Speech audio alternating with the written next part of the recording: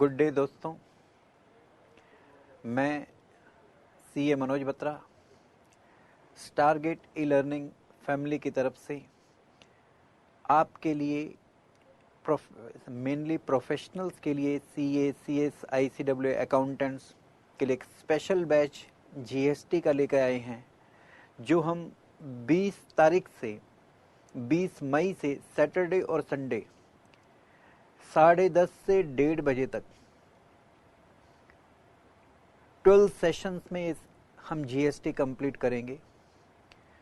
और इस जीएसटी की स्पेशल क्लासेस के लिए हम इनवाइट कर रहे हैं renowned faculty,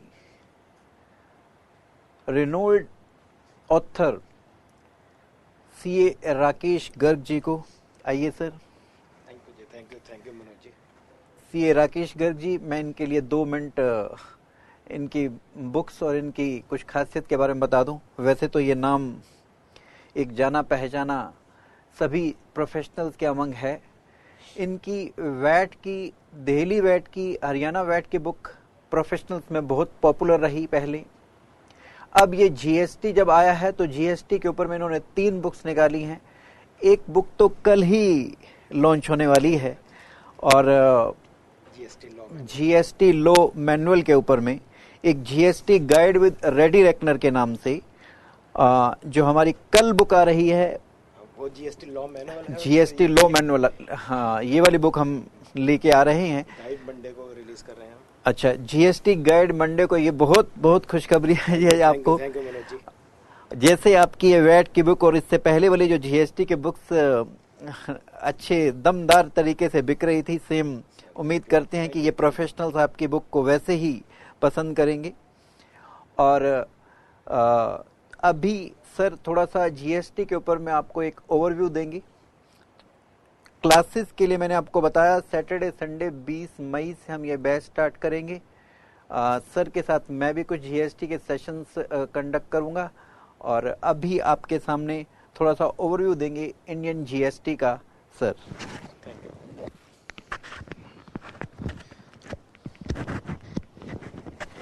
thank you Manoj जी।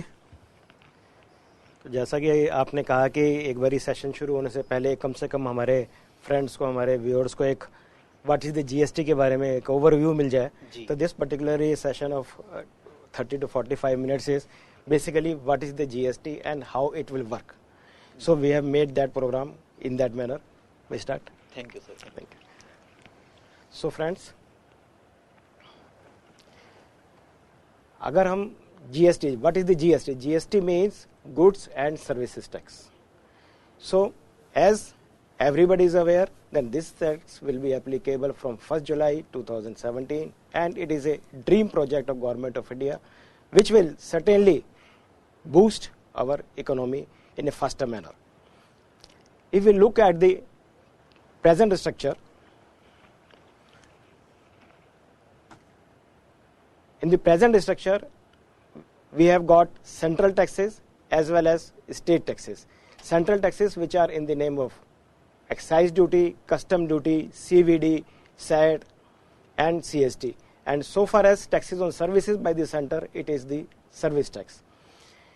और जो स्टेट टैक्सेस हैं, स्टेट टैक्सेस में स्टेट गवर्नमेंट्स गुड्स पे भी टैक्स लगाती है, which is in the name of VAT, and services पे भी टैक्स लगाती है। सर्विसेज पे जो टैक्सेस स्टेट लगाती है, you will be surprise to know that states भी सर्विसेज पे टैक्स लगाती हैं, and these services are luxury tax and the entertainment tax. तो इस तरह से टोटल मिलाकर के 10 से 12 टैक्सेस लगते हैं centre by and the state on the goods as well as services. पर अगर हम सेट ऑफ की बात करें, so far as the states are concerned, there is no set off whatsoever between any of the tax. VAT का VAT में ही set of मिल सकता है और वो भी सिर्फ एक ही स्टेट में। इसी तरह से वैट में एंटरटेनमेंट टैक्स का सेट ऑफ नहीं मिलेगा, एंटरटेनमेंट में लग्जरी का नहीं मिलेगा। So there is no cross set off between any of these taxes. So far as the center is concerned, we are aware that there is excise duty and the service tax, and for both of them there is common SANVAT rules which allows the set off between excise duty and the service tax. But so far as again between the center and the state is concerned, again there is a clear borderline that no set off is available. So when there is no set off available, certainly there would be cascading effect. Cascading effect means that tax on tax is levied without giving any seamless input tax credit. So far as अगर आप excise duty को देखें, excise duty लगती है, excise duty का किसी तरह से फर्दर मैन्युफैक्चरर को तो क्रेडिट मिल जाता है, पर जब इसमें ट्रेडर्स के पास आता है, इसका one chain, second, third, there will be no credit whatsoever for the excise duty. Likewise अगर हम दूसरे स्टेट से अगर सामान खरीदते हैं, then it is subject to CST. CST का हमें क्रेडिट नहीं मिलता. So present structure restricts the credit of input tax credit to a very very limited manner. तो जो GST जो लेकर के आएगा, if you please look into the slide, you'll find that number of central taxes would be subsumed. कौन कौन से central taxes होंगे? Excise duty, other than, पहले आगे बढ़ने से पहले एक चीज हम देख लें कि except two categories, one is the specified petroleum products and another is alcoholic for human consumption. These two categories are out of the GST and remaining would be subject to GST. So those categories which are out of the GST, that would continue to be under the excise regime as well as VAT and sales tax. So central taxes में जो subsumed होंगे उसमें excise duty है, other than of course petroleum products. Additional excise duty will also be subsumed, service tax will be subsumed, any surcharge and cess relatable to supply of goods and services will be subsumed. Additional custom duty which is in the name of CVD and special additional duty that is the SAD. So अगर आप slides में जरा अब देखें इस समय आप, तो excise duty, service tax, surcharge, additional excise duty and CVD and set, all these taxes would be subsumed within the GST. अगर हम स्टेट टैक्सेस की तरफ, अच्छा क्या नहीं हो रहा, अगर आप नीचे आप देखें जो क्रॉस लगा हुआ है, that is the basic custom duty, specific cess, excise duty on petroleum and tobacco products. So these are the basic picture in relation to the central taxes. अगर हम स्टेट टैक्सेस की बात करें तो स्टेट टैक्सेस में state VAT will be subsumed, purchase tax again जो हमने category की बात करी है, जो that will be out of the GST. Then CST act would be subsumed, entry tax and octroi will be there, entertainment tax will also be subsumed, luxury tax and tax on lottery, betting and gambling, all these taxes would be subsumed. What is not going to be subsumed, again अगर आप नीचे की तरफ देखेंगे तो there is cross. What is that? Entertainment tax if levied by the local bodies, electricity cess, power company जितना भी है, जो तो हमारे DVB है और other power companies, these are levying the electricity cess, that will not be subsumed within the GST. Stamp duty is out of that, उस पे अलग impact होगा, उसका कभी हम फिर आगे सेशंस में डिस्कस करेंगे कि उसका कैसे कैसे इम्पैक्ट होगा. Alcoholic liquor for human consumption, तो ये सब अगर if the liquor is used for other than human consumption, that would be within the scope of GST, but if it is for the human consumption then it is out. अगर मैं goods को दो हिस्सों में हम अगर divide करें, so in this table you find that there are two categories. One, goods within the GST, that would be subject to GST. Then the second category is goods outside the GST. Again, जो हमने अभी तक discuss करा, liquor for human consumption. Then the specified petroleum products. कौन से 5 products हैं ये? One is the petroleum crude, high speed diesel, petrol, aviation turbine fuel and natural gas. So these 5 specified petroleum products are out of the GST plus alcoholic liquor for human consumption. तो ये जो products GST से बाहर हैं, that would continue to be CST और VAT. इन पे CST और वैट अभी की तरह से ही लगता चला जाएगा.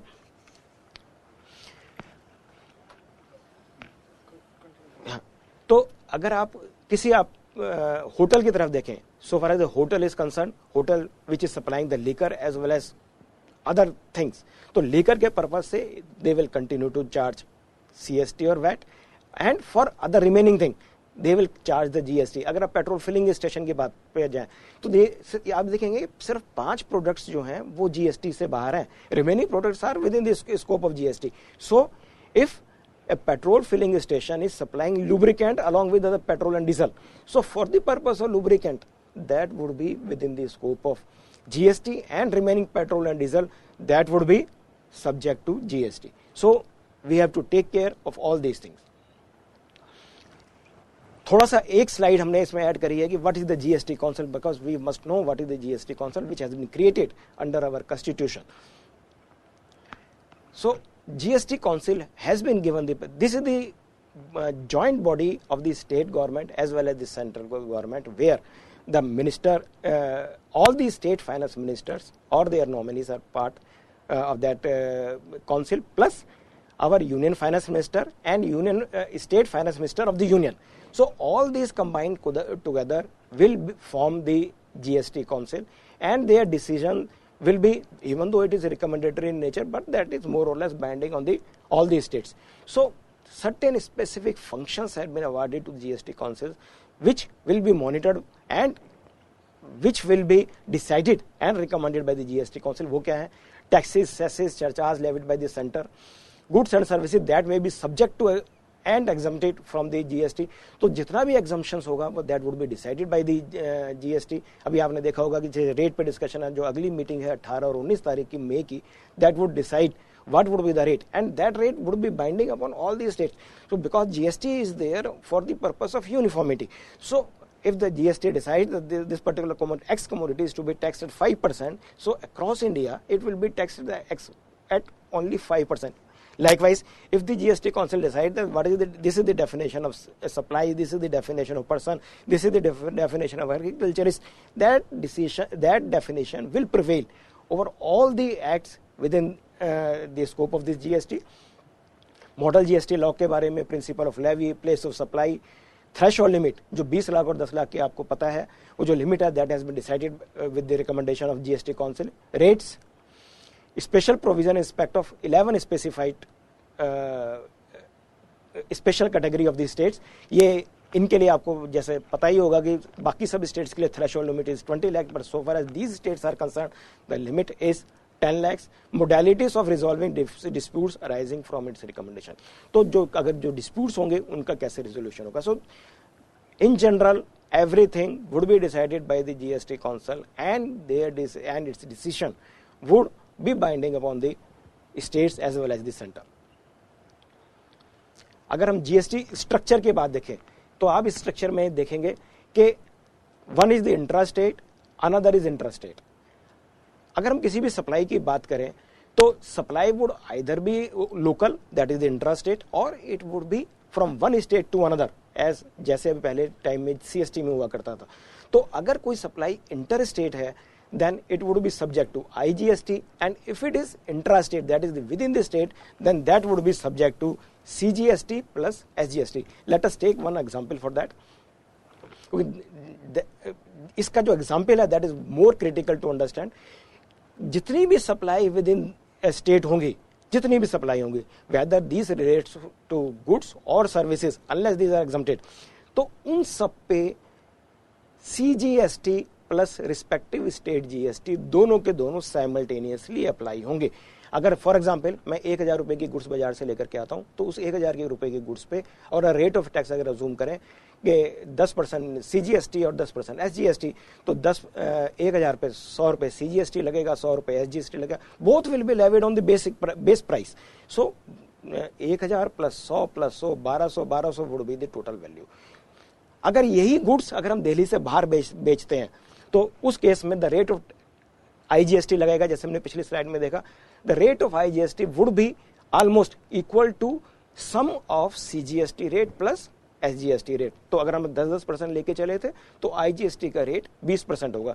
मीनिंग देयर बाई कि अगर गुड्स दिल्ली में बिकता है या किसी और स्टेट में बिकता है तो C प्लस S दोनों लगेंगे, और अगर दिल्ली से बाहर बिकता है कि दिल्ली से यूपी गया, दिल्ली से हरियाणा गया, दिल्ली से हिमाचल गया या महाराष्ट्र से MP गया, इन दो circumstances the tax would be applicable eight the rate of IGST. तो उस केस में generally the rate of tax would B 20%. इसमें हमने एग्जाम्पल में यही लिया कि A इन दिल्ली में एक supply to B in Delhi of ₹100. उस केस में क्या होगा, CGST 10 रुपए लगा, दिल्ली GST 10 रुपए लगा, टोटल GST 20 रुपए लग गया. अब ये मिस्टर B है, ये दिल्ली वाले, ये इसके आगे सप्लाई करते हैं C इन यूपी में जब सप्लाई करेंगे तो अज्यूम करेंगे 120 रुपए पे होता है. तो इनके पास इनपुट क्या पड़ा हुआ था, इनपुट CGST 10 रुपए था, इनपुट दिल्ली जीएसटी 10 रुपए पे था, जब ये आउटपुट आएगा आउटपुट आईजीएसटी लगाएंगे. In that case because the sale is taking place from one state to another, meaning there by that would be subject to IGST. उस केस में उन्होंने 24 रुपए का टैक्स लगाया. Out of this 24 rupees they will claim the input tax credit of CGST plus DGST, Delhi GST, and remaining 4% that will pay to the government. जब mister सी UP वाले अगर आगे फर्दर सप्लाई करते हैं यूपी की, again he will charge CGST plus UP GST.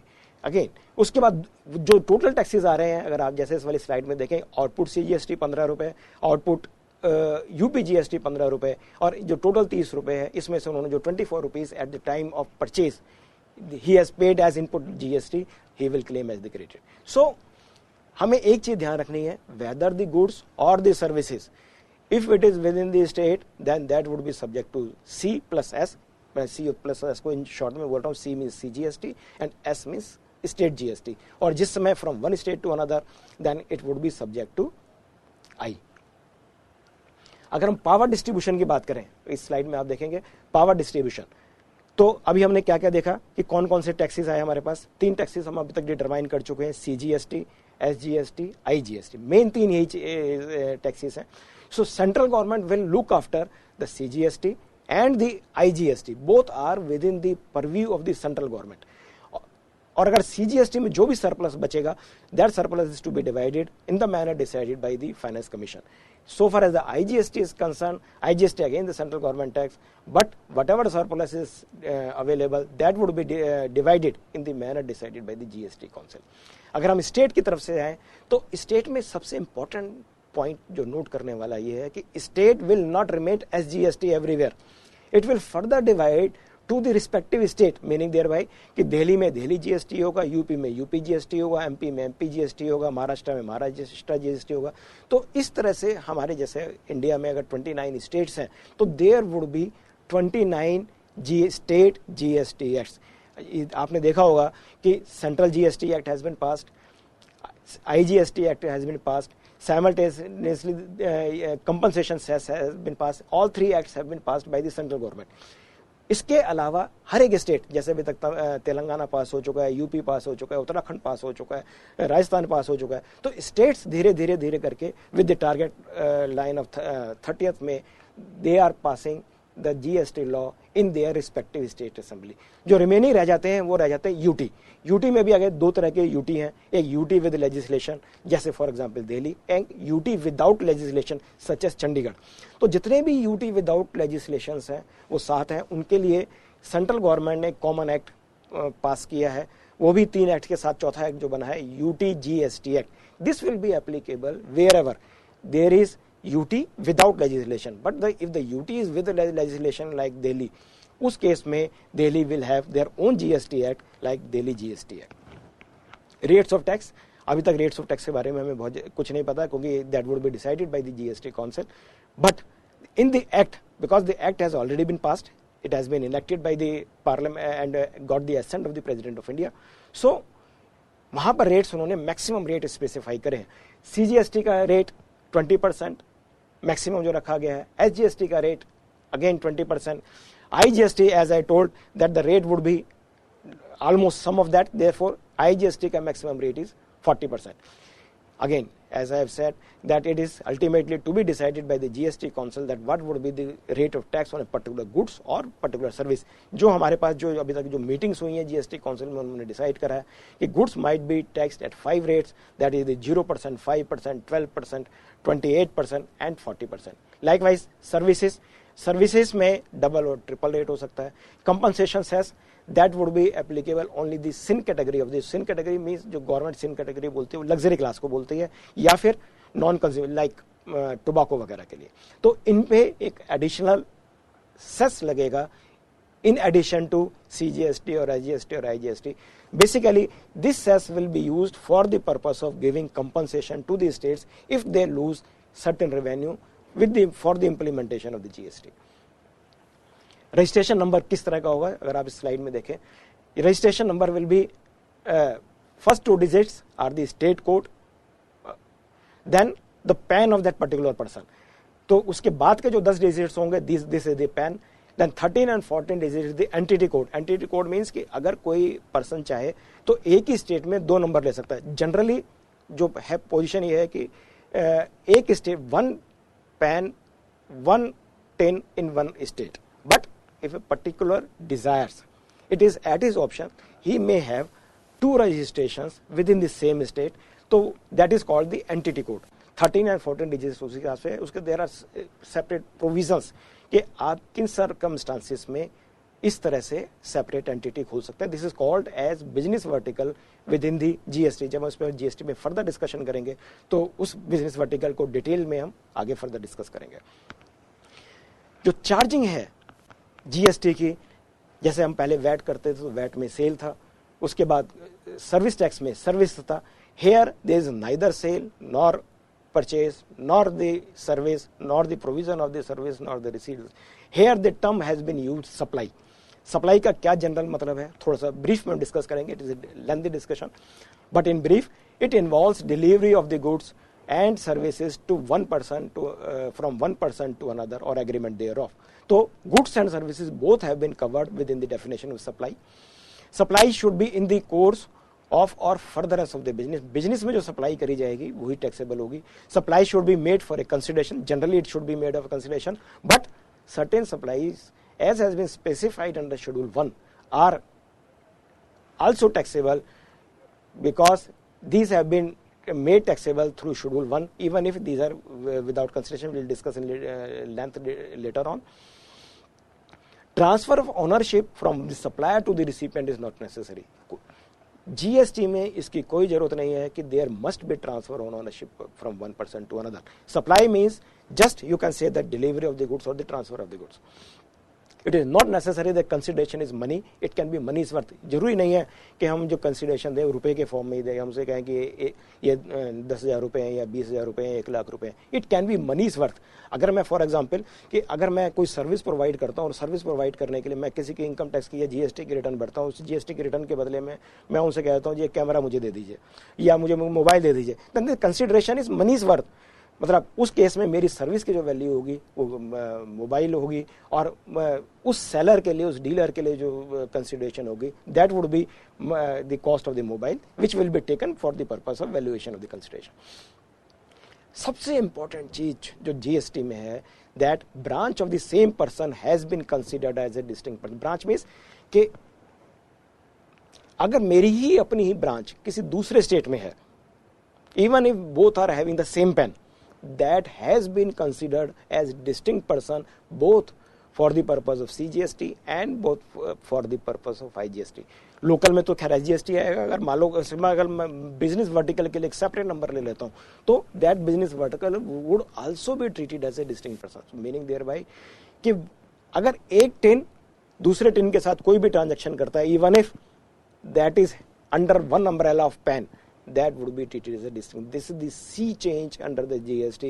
और इसमें for example अगर मैं दिल्ली से अपनी ब्रांच को यूपी में ट्रांसफर करता हूं तो उस केस में मुझे इसको ओपन मार्केट वैल्यू या जो वैल्यूएशन रूल्स जो डिटेल में उन्होंने रिलीज करे हैं उसके बेसिस पे इसका वैल्यूएशन करना पड़ेगा.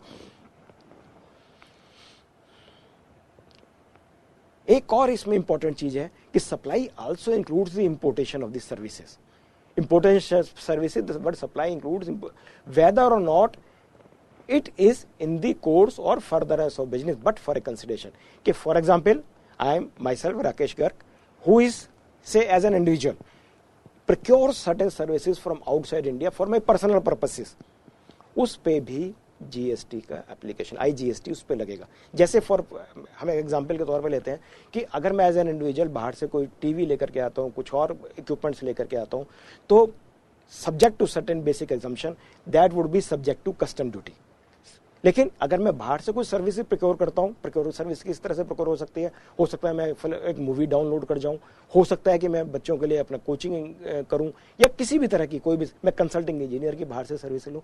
All these are presently, if not used for the purpose of business, are not taxable. But under the GST, even if that is not for the purpose of the business, but for a consideration, then that would be subject to IGST. Such services would be taxable under the reverse charge mechanism, meaning there bye कि जिस समय इनको procure करा जाएगा तो जो procure करेगा वो उस पर टैक्स पे करेगा। शेड्यूल 2, शेड्यूल 1 जो हमने अभी डिस्कस करा, that decides whether particular supply even without consideration is taxable. Schedule 2 decide करता है, schedule 2 is very important, it will needs a great discussion कि किस सर्कमस्टांसेस में एक पर्टिकुलर सप्लाई गुड्स मानी जाएगी या सर्विस मानी जाएगी। आपको मालूम ही है कि पुराने रेजिम में ये सबसे बड़ा डिस्प्यूट था कि और डबल टैक्सेशन में हो जाता था। मेरा सॉफ्टवेयर है, मैं सॉफ्टवेयर की सेल कर रहा हूँ, मुझे पता ही नहीं चलता था कि वेदर इज इट गुड और सर्विस, में डबल टैक्स लगा दिया करता था। सो schedule 2 of the GST act decides और determines at what are the goods and what are the services and accordingly tax would be levied.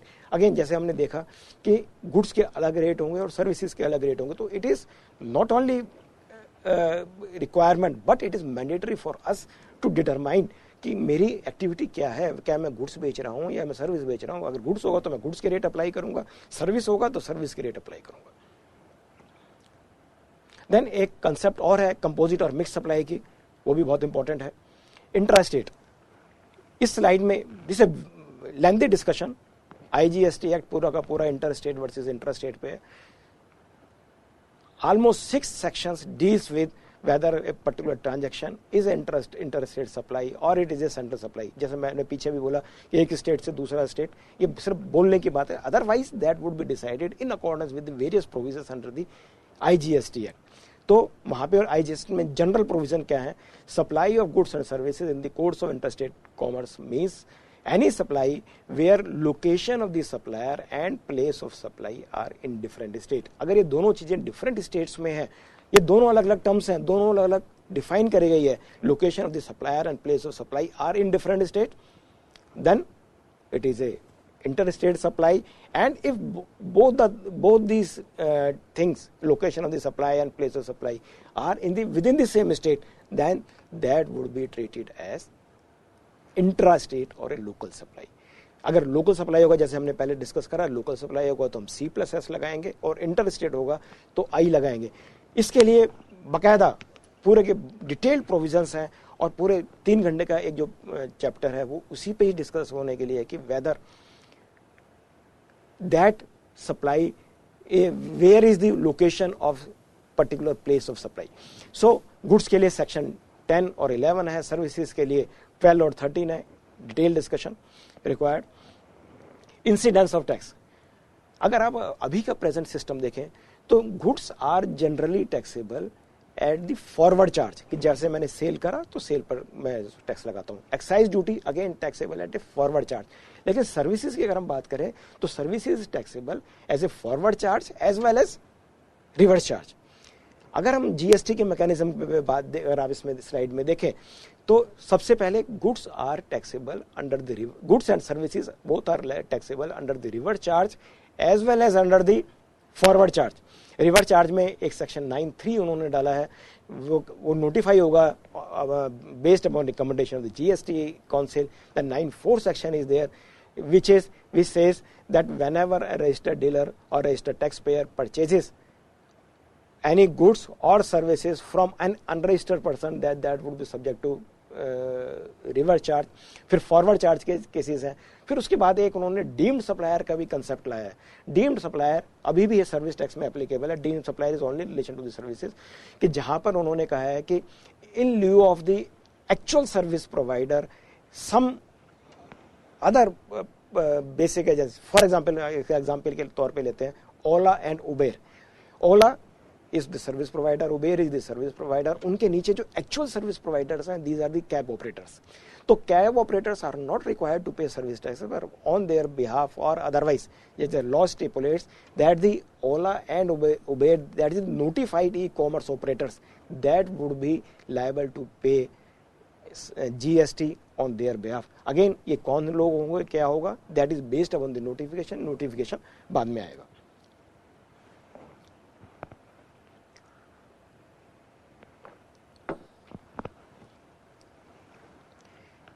Incidence of tax, कौन tax के लिए लायबल है? टैक्स के लिए लायबल है, जैसा कि थ्रेशोल्ड लिमिट आपको पता है कि जनरल 20 लाख रुपए, और अगर नोटिफाइड स्पेसिफाइड स्टेट्स में है तो threshold limit will be 10 lakh rupees. So generally जो जो जो बाकी स्टेट्स हैं other than hilly area states and north east states, there would be 10 lakhs and remaining Delhi, Punjab, Haryana, Himachal, Maharashtra, MP, all other states would be at 20 lakhs. But section 24 of the GST stipulates that this 20 lakhs would reduce to the this threshold limit will not be applicable in the certain circumstances. What are those circumstances? First one, inter state supply.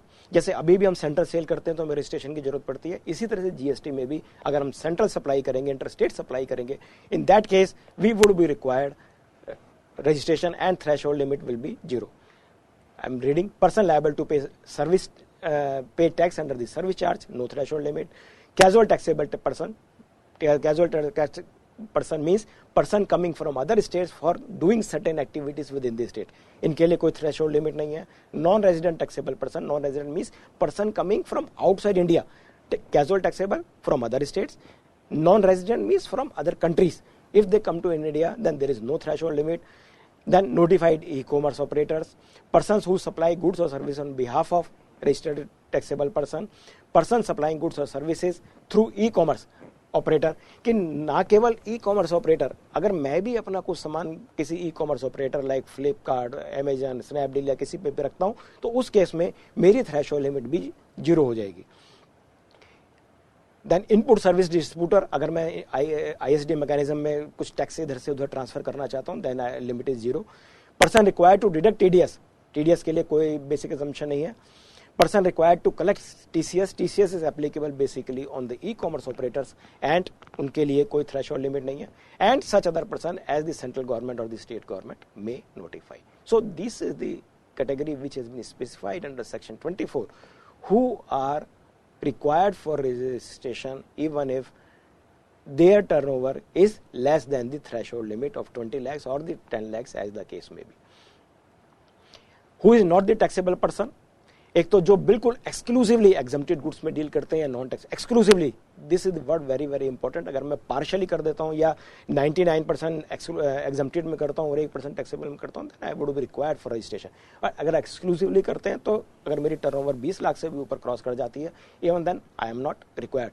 Then agriculturist, to the extent supply of produce out of cultivation of land, this is very very important point to be noted, कि agriculturist वही है जो define करा गया act में, जिसकी produce from the cultivation of land है. अगर मान लो non cultivation of land, for example poultry farming आ गया, डेयरी फार्मिंग आ गया या सेरिकल्चर आ गया, this are not the produce from the cultivation of land, ये सब एग्रीकल्चर से बाहर है. अगर कोई एग्रीकल्चरिस्ट कल्टीवेशन ऑफ लैंड भी करता है और नॉन कल्टीवेशन ऑफ लैंड भी करता है, दोनों मिक्सिंग कर देता है, उस केस में थ्रेशोल्ड लिमिट अगर क्रॉस कर जाती है तो he would be liable. Value of supply, these provisions, value of supply के सेपरेट रूल्स हैं, सेपरेट सेक्शन है. Section 15 deals with the value of supply. Provisions apply to goods as well as services, apply for this SGST act, CGST act as well as IGST act. Value of supply is generally the transaction value. Transaction value means the invoice value, that is the price which is actually paid or payable for the said supply. Where, that is very very essential to understand, where supplier and recipient are not related. If they are related, then this is transaction value is not acceptable, then we have to refer to the rules. Likewise, where the price is the sole consideration, if the price is not the sole consideration, something else is sole consideration, मैं किसी वजह से किसी को मैं सस्ते में चीज बेच रहा हूँ, and कोई there are other circumstances, the price is not the sole consideration, but some other circumstances there, he might be my friend, he might be something else, तो उस केस में we might have to refer to the rules. Branch transfer means transfer of the goods as well as services and supply to relatives shall be taxable at open market value. अगर मैं अपनी branch को भी इधर से उधर कुछ transfer करता हूँ, वेदर इज ए गुड्स और सर्विस, या मैं अपने रिलेटिव को कुछ भी सप्लाई करता हूँ, तो वेदर ऑफ द गुड्स और services, that would be taxable at open market value unless, एक राइडर लगा करके उन्होंने हमें काफी रिलीफ दिया है, unless the recipient is eligible for ITC. For example, मैं कुछ I am the supplier of the say cement, I am transferring my cement to my UP office, वहां पर भी वो सेल के पर्पज पे होगा. तो ये कहते हैं कि अगर वहां पर उसे क्रेडिट मिलना है उस यूपी में, तो उस केस में आपको ओपन मार्केट वैल्यू की जरूरत नहीं है, उस केस में आप इनवॉइस वैल्यू पर भी कर सकते हैं। लेकिन अगर दूसरे स्टेट में क्रेडिट नहीं मिलना है किसी भी वजह से, सपोजिंग वहां पर उस स्टेट में नॉन क्रेडिटेबल लिस्ट में है, या उस स्टेट में कुछ और, ये मेरी दूसरी ब्रांच है विच इज एंगेज्ड इन से सप्लाई ऑफ एग्जम्प्टेड आइटम, अगर उसे वहां पर क्रेडिट नहीं मिलना, उस केस में that would be taxable at open market value. Then time of supply, अभी तक टाइम ऑफ सप्लाई सर्विसेज में तो बहुत अच्छे से डिफाइंड था कि what is the time of supply, but so far as the goods is concern it was not defined. It was saying it was that it so far as excise duty, again the removal of the goods was essential condition, but the VAT is concerned, वहां पर transfer property in the goods are transfer property in the goods is very difficult aspect to understand what would be the actual time. But so far as the GST is concerned, they have specified that what would be the time of supply. Separate provisions are there for the forward charge and the reverse charge. हम यहाँ पे सिर्फ forward charge है, reverse charge के slides में है, you can view that. Forward charge में क्या है, अगर गुड्स की हम बात करें, date of issuance of invoice, last date on which supplier is required to issue the invoice in terms of section 31 section से इसके आपको कब तक इनवॉइस कर देना चाहिए, और date of receipt of the payment.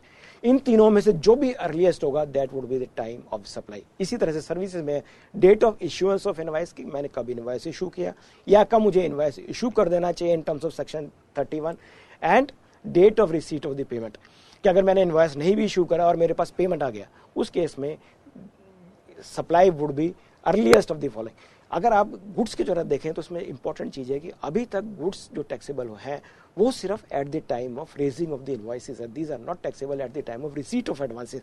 Services are taxable but not the goods. This is the important change under the GST, where in relation to goods as well, when the advance is received, that would be subject to GST. Input tax credit.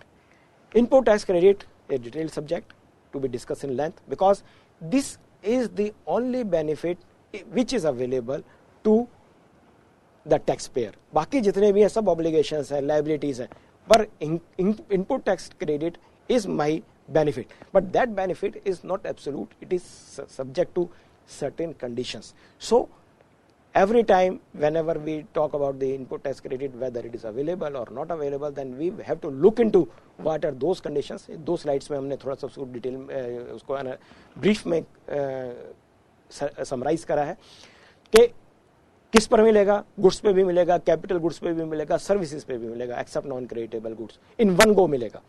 तो capital goods बड़ी अच्छी definition, अगर आप GST की बात करें, what ever is capitalized in my books of accounts and which is used for the purpose of furtherance or course of business, that is available for input tax credit. तो अगर हम excise की definition देखें, कुछ detailed definition, various chapters and sub headings were written, but so far as GST, if I have capitalized and it is used for the purpose of furtherance of the business, then that is available for the ITC.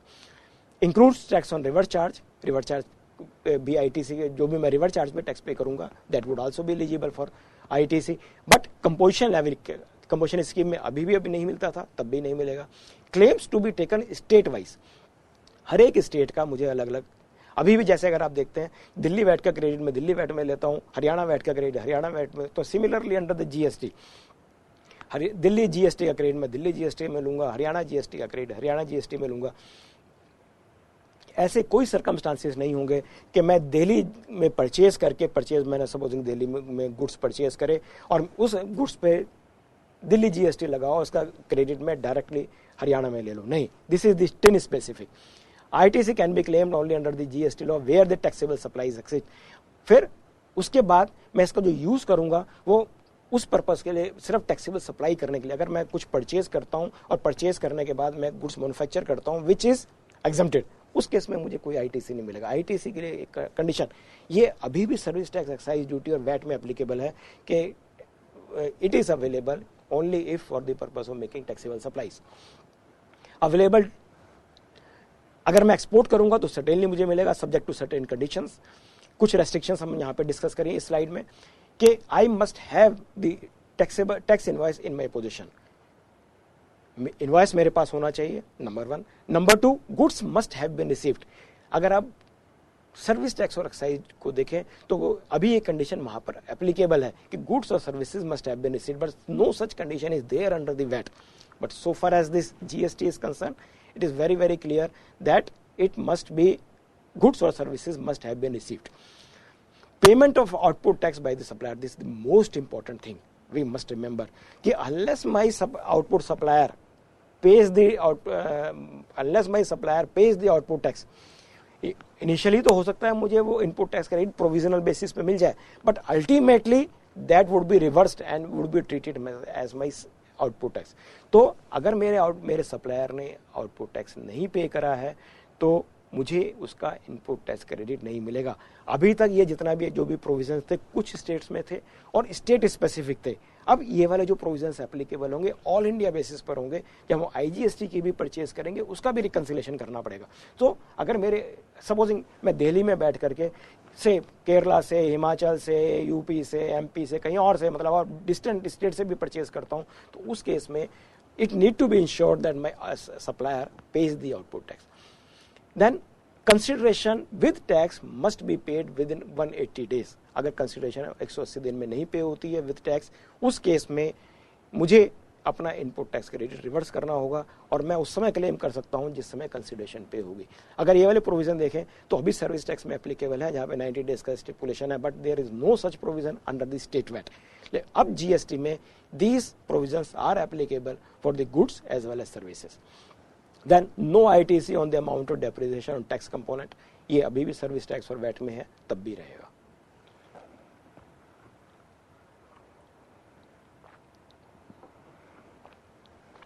Utilisation, that is very important कि हम इसका utilisation कैसे करेंगे.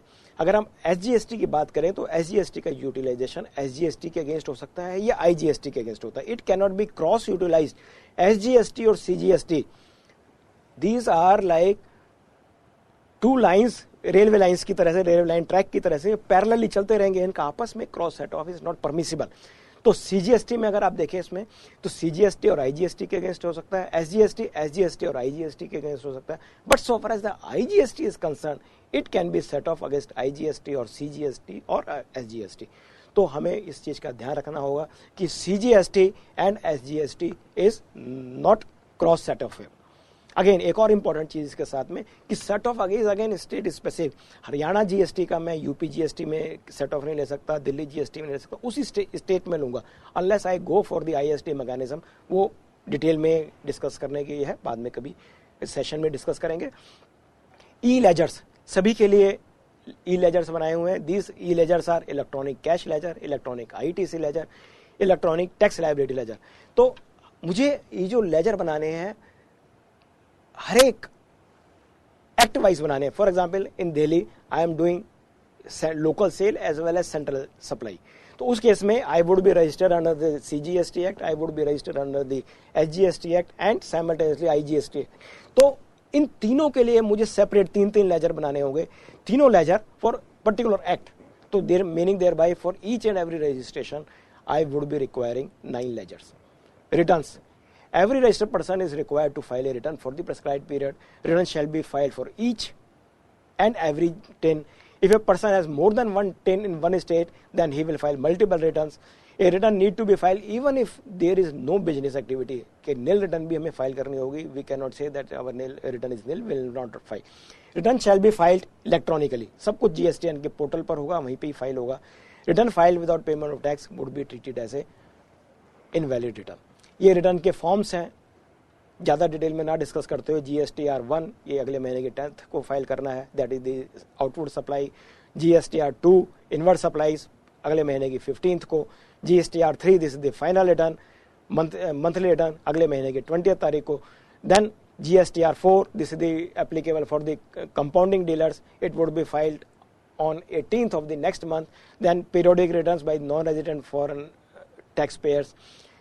Then 6 is ISD, 7 is the return for TDS अगले महीने की 10 तारीख को. GSTR 8 this is the annual return by 31st December of the next financial year. यानी अगर हम 17-18 की बात करें, 17-18 की जो annual return फाइल होगी that would be filed by 31st December 2018.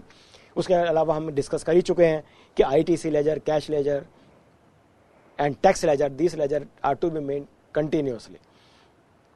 Annual return हर एक को फाइल करना होगा। We have discuss the 31 December. उसके साथ में मेरी रिकंसिलिएशन स्टेटमेंट भी फाइल करना होगा कि मेरे बुक्स ऑफ अकाउंट्स और मेरे रिटर्न्स में अगर कुछ डिफरेंसेस है, I need to be explain. इसी तरह से अगर आप उसको देखें, अगर गवर्नमेंट के ने एक बिजनेस प्रोसेस रिलीज किया था, बिजनेस प्रोसेस में का फर्स्ट पैरा था, the main aim of the return is to have the 360 degrees views of the business activities of the dealer. आप इस चीज को देखें कि everything is PAN based. Whatever I am filing, अगर एक स्टेट में मैं फाइल करता हूँ, और अगर मान लो दिल्ली की बात करें, Delhi code plus pan, UP की बात करें, UP code plus pan, so GSTN common portal can view what ever activities I am having. तो अब ट्रांसपेरेंसी का लेवल बहुत हाई होगा, सब कुछ क्लियर होगा। मेरे income tax, again income tax is PAN based, अगर मेरे जो आईसी कोड वगैरह हैं वो भी सब पैन बेस्ड होगा, तो I the government can have whatever activities I am doing. So this says that we want to have 360 degree view of the business activities of the dealer. Accounts, this is a long list, मैं थोड़ा सा आपको detail थोड़ा सा brief में बता देते हैं। We have to maintain production or manufacture of the goods, records, inward supplies of the goods or service. These are the records and accounts we have to maintain. Outward supply of goods and services, stock of goods, input tax credit availed, output tax payable and paid, separate accounts and records for each activity. अगर मेरे पास कुछ activity, कई activities हैं, तो सबका separate records of advances, receipt, paid and adjustments, particulars of the person, supplier and receiver, मुझे सबके particulars भी रखने पड़ेंगे कि क्या मैं किन सप्लायर से डील करता हूँ, किन से मैं रिसिपेंट से डील करता हूँ। Stock records for all the dealers other than the composition dealers. Then computation of the tax and additional records by agents, manufacturers, service providers, works contractors, GTA, transport operators, उनके लिए कुछ कुछ records एक separately prescribe किए हैं rules में, जो कि उनके लिए मैंडेटरी होंगे। एक और इंपॉर्टेंट चीज कि रिकॉर्ड्स कहाँ रखने हैं, that is very important. Can I से कि सपोजिंग मेरे इंडिया में 5 ऑफिसेज हैं, हेड ऑफिस से Delhi and remaining are my units, तो सारे के सारे इंडिया के रिकॉर्ड्स मैं दिल्ली में रख सकता हूँ। Answer as per the law is no. Law says every registered person shall keep and maintain accounts and records at his principal place of business as mentioned in his RC. तो जो RC में मेरा principal place of business है, वहां पर मुझे records रखने हैं। फिर उसके बाद उन्होंने कहा if a particular taxpayer has multiple place of business within the state, then supposing मेरे दिल्ली की हम बात करें, दिल्ली में मेरे 4 ऑफिसेज हैं या मेरे 4 शोरूम्स हैं, तो क्या मैं इन चारों का शोरूम के रिकॉर्ड्स अलग जगहों पे, मैं एक ही जगह पे सेंट्रलाइज रख सकता हूँ? The law says if multiple places specified in the RC, accounts related to each place of business shall be kept at the respective place of the business concern.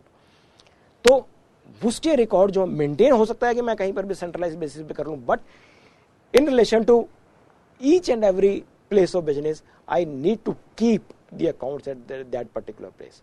तो अगर मेरे से बात करें कि अगर मैं कैश मेमो की बात करूं, बिल्स की बात करूं, तो मुझे शोरूम वाइज मेंटेन करेंगे। अगर मैं ई रिकॉर्ड्स की बात करूं, तो मेरे पास रिकॉर्ड्स इस पोजीशन में होने चाहिए कि मैं स्टेट वाइज उनका एक ब्रेकअप दे सकूं कि this is my trial balance state wise. Ultimately they will ask that what is the activity of the state and that need to be reconciled at the time of my annual return. मैं आपको जैसे एक बार repeat कर दूं कि my every branch, even if we are having that same PAN, that would be treated as distinct person. तो अगर law कहता है कि दिल्ली वाला और यूपी वाला tax payer, even if same PAN, are the distinct person, तो both these distinct person need to maintain their accounts so that their financial results could be available. Extensive computerization. Every activity, including registration returns, will be filed online. Centralized agency GST network will manage the computerized operations. Since GSTN is PAN based, all the activities of the taxpayer on all India basis might be monitored through software. All supplies, inward supplies and outward supplies will be tracked through systems. Default in one state can easily be detected in other state. So अगर मेरा किसी state में कुछ default हो गया है, अगर for example मैं किसी गुड्स के कमोडिटी का रेट गलती से बोनाफाइडली अगर मैं 12% के बजाय 5% लगा लेता हूं in one of the state, what would happen? So everything is to be monitored through the computer. बड़ा इजीली डिटेक्ट हो जाएगा कि दिल्ली में आपने वायलेशन करी है। अगर if I am doing supposing particular commodity in through out the India, तो पता चल जाएगा कि दिल्ली में अगर मैंने वायलेशन करा और तो दूसरे स्टेट्स में मैंने क्या वायलेशन करा या नहीं करा, it can be easily detected. और वहीं से, क्योंकि मुझे जिसमें मैं रिटर्न फाइल करूंगा तो that return is to be filed based upon the accounting code. Accounting code से पता चल जाएगा, फिर rate of tax would be there, tax would be there. So in that case it will be very very easy for the system to detect what type of activities I am doing on pan India basis. तो अभी तक तो अगर हम हो सकता था कि हमें दिल्ली में डिमांड निकली, हम वी आर जो उसकी कॉरस्पॉन्डिंग डिमांड यूपी में नहीं लग सकती, because there was no interface between UP and Delhi और एंड अदर स्टेट्स। लेकिन अब क्योंकि सब कुछ एक ही पोर्टल पे मेंटेन होगा, तो ऐसे चांसेस हैं कि so meaning there bye we need to be more accurate and more. 3-4 slides getting ready for the GST, then will conclude. देखिए, गेटिंग रेडी मतलब कि जीएसटी जैसे हमें पता है कि अब से 2 महीने में 2 महीने का पीरियड भी नहीं बचा है, if that is there for 1 July, are we prepare for the GST? That is the basic question. Whether whatever we have to do we have done. So इसमें बहुत सारी चीजें we have to look into what are those things. I am highlighting few of them. I am not list जो होगी detail, तो it is A 3 hours discussion. लेकिन हाँ, कुछ स्लाइड्स जो इंपॉर्टेंट स्लाइड्स हैं वो हम डिस्कस कर सकते हैं। There might be long term contracts, existing long term. ये लॉन्ग टर्म कॉन्ट्रैक्ट्स क्या हो सकते हैं? वर्क्स कॉन्ट्रैक्ट भी हो सकते हैं, ये सप्लाई कॉन्ट्रैक्ट भी हो सकते हैं, ये लीजिंग कॉन्ट्रैक्ट भी हो सकते हैं। लीजिंग कॉन्ट्रैक्ट मीन्स कि मैंने किसी को गाड़ी 1 साल के लिए किराए पर दे दिया, मैंने जनरेटर किसी को 2 साल के लिए किराए पर दे दिया, मैंने मशीन्स क्रेन्स 1 साल के लिए किराए पर। These are the long term leasing contracts. इसी तरह से सप्लाई कॉन्ट्रैक्ट्स भी हो सकते हैं। सप्लाई कॉन्ट्रैक्ट्स कि मैं 1 साल तक अपना सारा का सारा सामान इस पर्टिकुलर रेट पे सप्लाई करूंगा। अगर मेरा कुछ इस तरह के कॉन्ट्रैक्ट्स हैं which are unexpired on the appointed day, तो मुझे उसको एनालाइज अभी से करना पड़ेगा, what would be the actual impact. अगर दीज टैक्सेस अगर taxes these contracts are exclusive of the contracts, उस केस में थोड़ा सा इजी है कि मैं टैक्स अलग से चार्ज कर लूंगा। But if these are inclusive of the contract taxes, what would happen? अगर rate of tax supposing assume करें कि सर्विसेज का भी 15% है, बाद में 18% हो जाता है या 12 का 18 हो जाता है, whatever, we are not aware the actual impact. तो हमें अभी से ही तैयार रहना होगा कि अगर ये कुछ एडिशनल बर्डन होगा तो मैं उसको कैसे कैटर करूंगा। हो सकता है I might have to revisit my the contractee और द रिसिपिएंट कि हाँ, इसको रीनेगोशिएट अगर कर सकें, सप्लीमेंट्री एग्रीमेंट बना सकें, तो that would be good enough.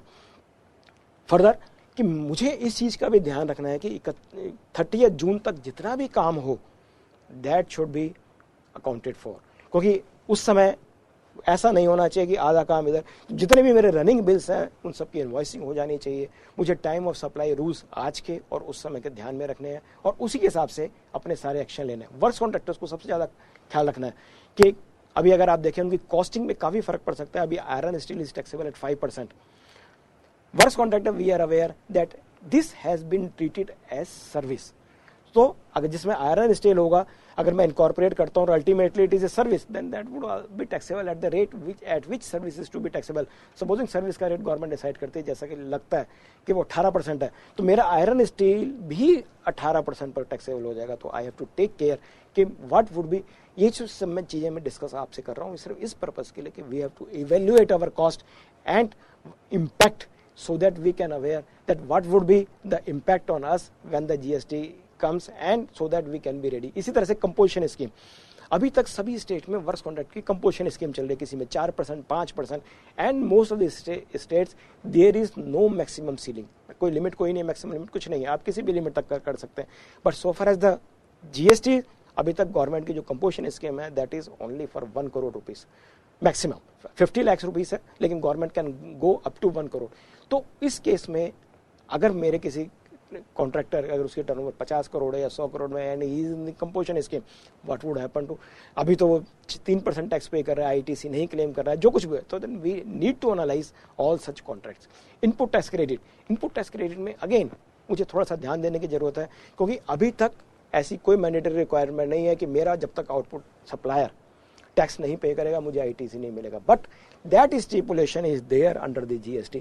तो मुझे अपने जितने भी सप्लायर्स हैं, I need to, you can say that we need to have the KYC norm type thing कि हाँ सबका है कि whether they are well compliant dealer अपने टैक्सेस हमेशा पे करते हैं, सो दैट कि ऐसा ना हो कि जुलाई स्टार्ट हो और मैं किसी से प्रिक्योर करूं और वो टैक्सेस ना पे करे और अल्टीमेटली मेरे ऊपर लायबिलिटी है, तो first month itself will be difficult for me.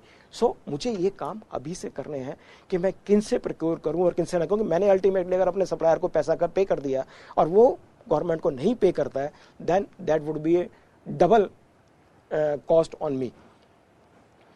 Invoices and records, invoice and records जो फॉर्मेट है वो टोटली चेंज हो गया, तो हमें उनको अभी से नोट करना है। अगर मुझे अपने सिस्टम को चेंज करना है, वो सब कुछ करना है, क्योंकि अगर अब 12 बजे 30 जून के बाद जो भी इनवॉइसेस कटेंगे नए फॉर्मेट पे कटेंगे, तो उसके लिए जरूरी है कि हम अभी से तैयारी करें कि मेरे सिस्टम सारे अपडेट, सो दैट कि हम नए फॉर्मेट्स को यूज कर सकें। हमारी बिजनेस प्रैक्टिसेस सारी की सारी चेंज होंगे, टाइम ऑफ सप्लाई चेंज होगा, इश्यूएंस ऑफ इनवॉइस चेंज हो जाएगा, value of supply, branch would be treated as separate distinct person. मुझे देखना है कि ब्रांच क्या होगा। Records, there are many records which have been prescribed, तो मुझे अभी से तैयारी करनी पड़ेगी।